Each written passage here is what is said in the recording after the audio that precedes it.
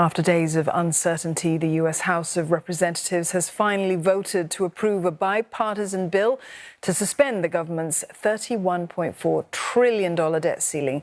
And markets heaving a sigh of relief today as the bill advances now to the Senate, just days before the U.S. is projected to run out of money to pay its bills.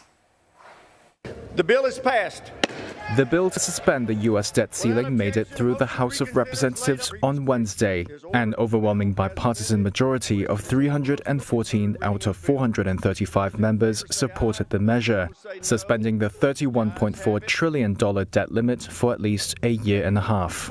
The bill is a compromise deal between Joe Biden and House Speaker Kevin McCarthy that fast-tracks some contentious fossil fuel projects, trims Democratic spending initiatives, and slaps restrictions on federal anti-poverty programs.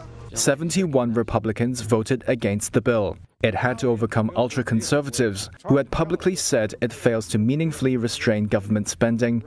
But many more Republicans spoke before the floor vote to support the deal and end a standoff that put the global financial system on edge. We all have a responsibility to govern, and default is not an option. We need to avert a default that would stop checks to our seniors, benefits for our veterans, hurt the U.S. dollar and Americans' retirement savings. We also need to change the fiscal trajectory of our nation, and this bill does both.